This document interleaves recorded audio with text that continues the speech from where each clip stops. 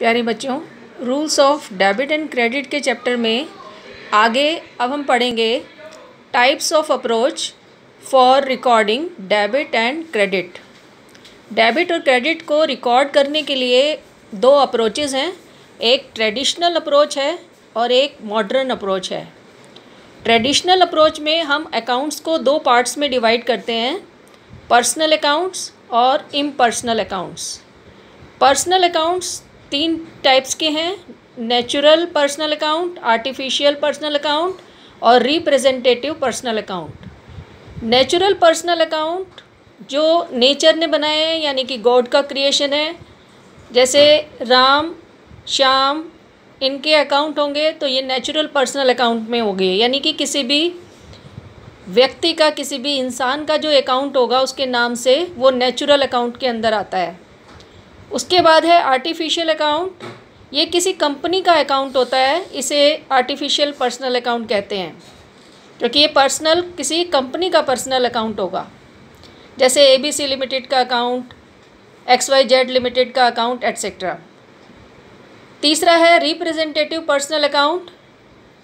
Representative personal account में outstanding और prepaid word जुड़ जाता है, जैसे रेंट आउटस्टैंडिंग, सैलरी प्रीपेड, इसी तरह से अक्रूड इनकम है, कमीशन रिसीव्ड इन एडवांस, ये सब रिप्रेजेंटेटिव पर्सनल में आते हैं।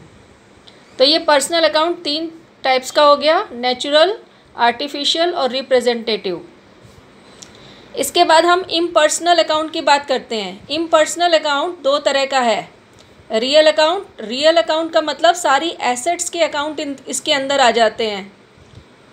एसेट्स में हम जैसे cash account, machinery account, furniture account, stock account और व्हीकल्स माने गाड़ियों के अकाउंट, ये सब इसमें आ जाते हैं। इसमें सिर्फ हम दो अकाउंट नहीं ले रहे रियल में, एसेट्स में, जैसे बैंक अकाउंट और डेटर्स अकाउंट, क्योंकि बैंक पर्सनल में आता है बैंक अकाउंट, और डेटर्स भी क्योंकि किसी व्यक्ति का नाम होता है, कोई डेटर हमारा व्यक्ति होगा, देनदार जो है जो हमारा, वो इसलिए हम इसको रियल अकाउंट में काउंट नहीं करते। तो ये ध्यान रखिएगा, बैंक अकाउंट और डेटर को हम पर्सनल में काउंट करेंगे। इसके बाद आते हैं नॉमिनल अकाउंट। नॉमिनल अकाउंट में सारे एक्सपेंसेस के अकाउंट, यानी खर्चों के अकाउंट, जैसे salary, rent, travelling expenses, telephone के charges, electricity bill expenses etcetera. इसके अलावा भी और भी बहुत सारे खर्चे हो सकते हैं किसी भी बिजनेस में, तो सारे खर्चे इसी अकाउंट, नॉमिनल अकाउंट में काउंट होते हैं।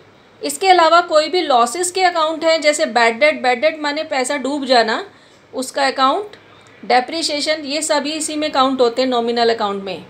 इनके अलावा इनकम और रिवेन्यूज़ के भी अकाउंट सारे नॉमिनल अकाउंट के अंदर आते हैं, जैसे rent received, interest received etcetera. जो भी पैसा हमें मिलता है ये सब हमारी इनकम और रिवेन्यूज़ में काउंट होता है। तो ये आपको ध्यान रखना है। रूल्स एंड रेगुलेशंस के लिए, rules of debit and credit के लिए हमें ये पता होना चाहिए कि कौन सा अकाउंट में हम एंट्री करने जा रहे हैं।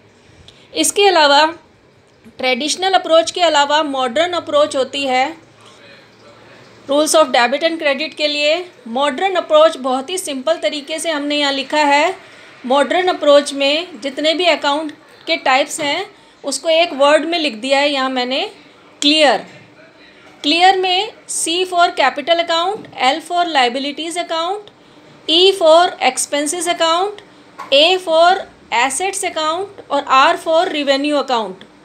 इस क्लियर में एक बार दोबारा सुन लीजिए, C for capital account, L for liabilities account, E for expenses account, A for assets account और R फॉर रिवेन्यूज़ अकाउंट।